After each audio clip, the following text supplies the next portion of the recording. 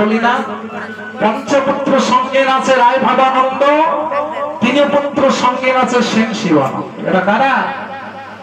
এদের মতো সংসার করো, সার বস্তুটাকে গ্রহণ করো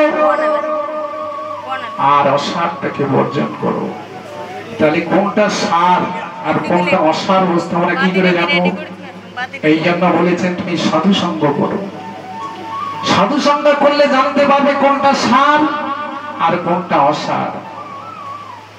যদি আমি আর জানা থাকে তাহলে বিচার করে খাবো, তাই না? আর যদি না জানি ওই ভালোটা খাবো খারাপটা খাবো, আর যদি ভালো মন্দ দুইটাই খেয়ে নে যন্ত্রণা পাবো। তাহলে সার বস্তুটাকে গ্রহণ করতে বলেছে। এসেছো এই সংসারের সার বস্তু হলো, এসেছো ভবে, এসেছো পৃথিবীতে, এসেছো মানব দেহে।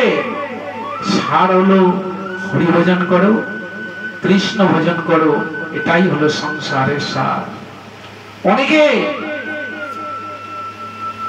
এখন ভগবান বলে অনেকেই ভগবান চেনে না, কারণ তার বিবেক চেতনা মানুষের মধ্যে বিবেক দিয়েছে, বিচার দিয়েছে, জ্ঞান দিয়েছে। তুমি বিচার করো।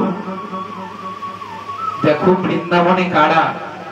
বৃন্দাবনে মুনি ঋষিরা, দেবতারা ভগবানের গরু হয়ে আছে। কেন? ওরা ভগবানকে চেয়েছে।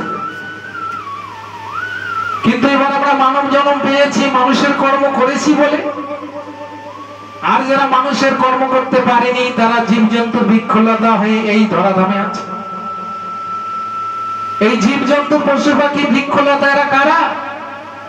এরা পূর্বে মানুষ ছিল, যারা মানুষ হয়ে বিহুশ হয়েছিল, মানুষের কর্ম করেনি বলে আজকে তারা বৃক্ষলতা হয়ে আছে। তাকে 80 লক্ষ যদি ভ্রমণ করতে হয়,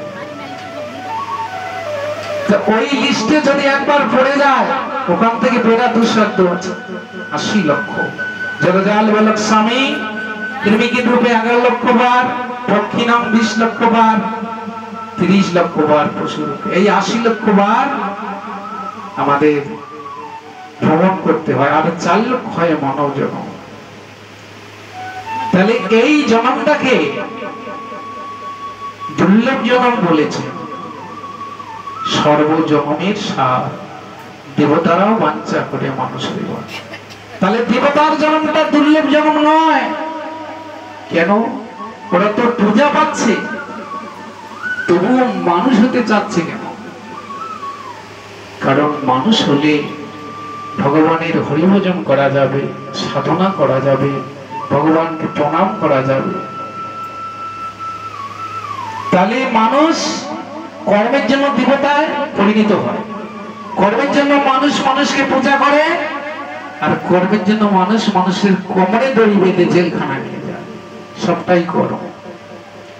মানুষ কর্মের জন্য দেবতা হয়ে যায়। তো এই জন্য বলছে কর্মই শ্রেষ্ঠ। তাহলে কর্মই মহান। একটা আছে কুকর্ম আর একটা আছে সুকর্ম।